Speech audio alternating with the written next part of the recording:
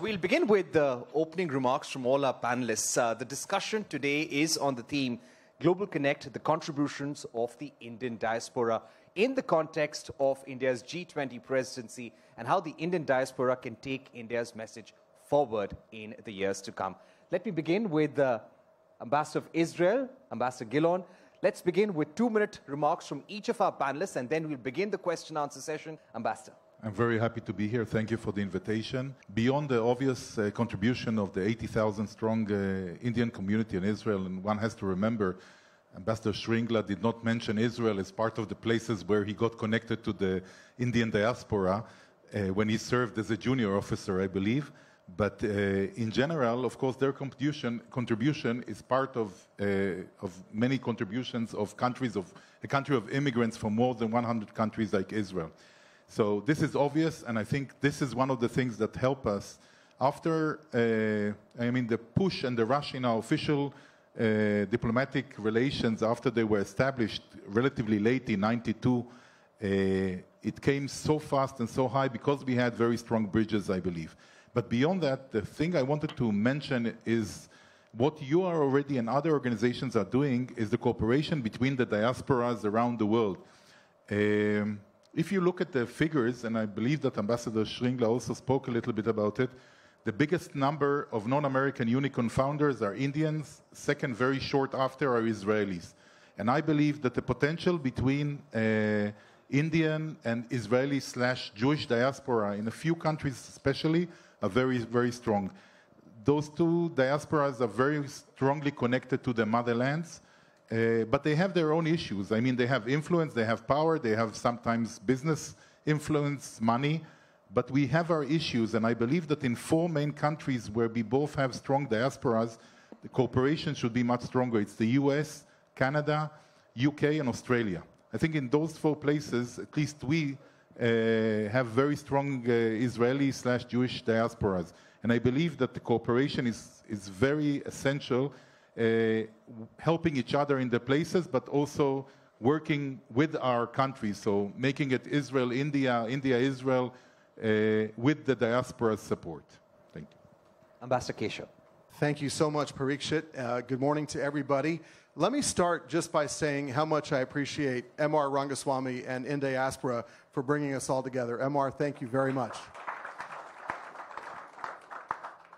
Permit me also to say what an honor it is to be here together with all of you in the loving arms of Mother India, a civilization that has spread her light and wisdom throughout the world for millennia. Friends, it's humbling to be a representative of the United States at this meeting because there are 4 million Indian Americans, and I won't bore you with all the stories of the Satya Nadellas and the Rohit Khannas and all of them. You know those stories. But I'd like to illustrate a point, if I may. In 1984, when my dad retired from the UN and we moved to Charlottesville, Virginia, there was only one other Indian family in that town. And so we were rare birds in that era. And now when you go back to my hometown, there are hundreds of Indians in Charlottesville, Virginia. When I joined the Foreign Service in 1994, I was only aware of 2 other Indian Americans in the entire Foreign Service, state, USAID, Commerce, etc.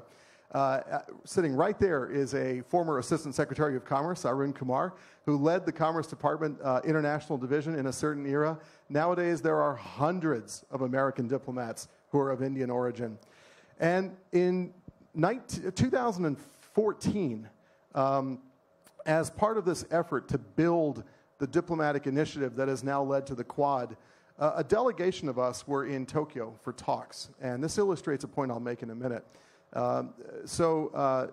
The delegation was led by Assistant Secretary of State Nisha Biswal, and I was her Deputy Assistant Secretary of State for South Asia. And there was a fellow named Nirav Patel, who was the Deputy Assistant Secretary for East Asian and Pacific Affairs. And there was a fellow named Basant Sangera, who was on my team on the India desk. And we all, Americans are very respectful of our Japanese allies and, respectful of their culture.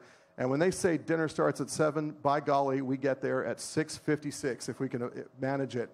So we walk in and, we chit-chat a little bit. And this is a trilateral meeting, USA, Japan, India. We're all getting together to talk about issues of mutual interest. And we get in there, we start talking, we have a little polite conversation. And about 5 minutes later, one of the protocol officers comes to me and says, hey, we're really glad you guys are here, but we're still waiting for the Americans.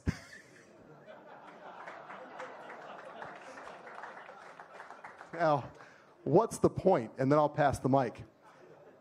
The United States of America, as Ambassador Garcetti said so well last night, is a land of sheer unlimited potential. And I feel very grateful to be a son of America and India and to be with all of you. Thank you. Thanks so much, Ambassador Keshap, for those wonderful remarks. High Commissioner Gopaul, over to you. Thank you very much. And I must say congratulations to the organizers for this very important conversation and conference. And I cannot say that I am a son of India because I am a great-grandson of India. Thank you. So my great-grandfather left Ayodhya around the year 1845. The relationship between Trinidad and Tobago and India actually started in that period, 1845. So we are about 178 years thereabout of having this relationship. But an important aspect of the diaspora must be understood. When we talk about the Indian diaspora, we use the word very universally, very widely, whereas for us, the Indian diaspora is actually understood in two aspects. The Indian diaspora from those who went through the indentured labor system from 1838 to around 1917, who left India, and by the way, it was almost 2 million Indians who left India during indentureship, which was a modified version of slavery. The experiences of this diaspora is very different from the experiences of the diaspora that left after for educational purposes, business opportunities, investments, and of course, using travel agents. So when we look at the Indian diaspora and its contribution, I think it is very important in this discussion to be able to identify the differences in this diaspora and what this diaspora means to India today and who this diaspora represents. So I'm very happy to be part of this discussion that I may give a perspective on the Indian diaspora of Suriname, Guyana, Trinidad and Tobago, and even Jamaica. That is vastly different from the dialogue that we are accustomed to having based on the diaspora of these other countries. So again, thank you once more, and my deepest appreciation for being here today. Wonderful remarks there, High Commissioner Gopaul, and you've given us a lot to think about, and we will come back to that as soon as we begin our panel discussion. High Commissioner Mackay, over to you. Great, thanks very much. Really delighted to be here. And I think many of you in the audience will know just how deep the Canada-India connection is. It's driven by the diaspora and more, but just on the diaspora, some of the latest numbers. So almost 2 million Canadians have Indian origin. That's about 5% of the Canadian population. And those numbers are growing every day. So India is the top supplier of people to Canada in every category of visa. We currently process over 15,000 visas a week for Indians who are visiting Canada in one category or another. That might be a business visa, tourist visa, student visas. 340,000 young Indians getting their education in Canada just last year. And again, those numbers growing up, and we want to see that continue. The diaspora in Canada is successful in every walk of life, from arts and culture to business and, of course, politics. Canadian cabinet ministers, the first Indo-Canadian premier of a Canadian province was Ujjal Dosanjh just not so many years ago. So it goes deeper than that. I look forward to the discussion. Thanks. Right. Thanks so much, High Commissioner. Emily, over to you. Australia, a big destination like Canada, like the United States for Indian students and Indian diaspora in general. Absolutely, and thank you so much for having me here and to be among such esteemed company and with all of you here. Working as I do at the Australian High Commission here in New Delhi, I have the really great privilege of working directly to support and grow Australia's relationship with India. I've got the opportunity to bolster, to capitalise on and to really collaborate with those people-to-people links that underpin the successes of the Australia-India Comprehensive Strategic Partnership. And as Australian Prime Minister Albanese said in May during Prime Minister Modi's visit to Sydney, India is a relationship that we, Australia, really need to invest in. And last week in the media, I was really pleased to see India's External Affairs Minister Jaishankar make similar comments to some of our journalists that were published back home.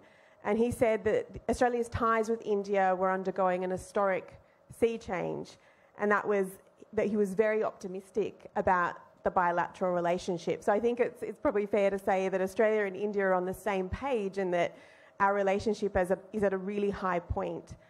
And we've recognised the benefits to be gained from cultural links and enterprise, and our people-to-people connections that we have, particularly through our diaspora, can't be underestimated in how important they are to foster this and to grow this. Australia's Indian communities are hugely important in contributing to our society back home. They're active across all aspects of Australian life, and I'm hearing a similar story to those conveyed by our panellists here, in that we have people in business, in politics, in the judiciary, government, civil society, academia, science, the arts. I'm going to mention sport because I could not mention sport, being an Australian in India, with our fondness and partnership in cricket, of course. Our Indian community back home is our second largest. It's our fastest growing overseas born group. I want to give you some numbers as well. In our latest census, it showed that 1 million Australians, or almost 1 million Australians, have Indian origin, and of that number, about 700,000 are actually Indian born. That's huge for Australia because our entire population is 26 million. So we're looking at nearly 4% of our country having a really strong connection with India.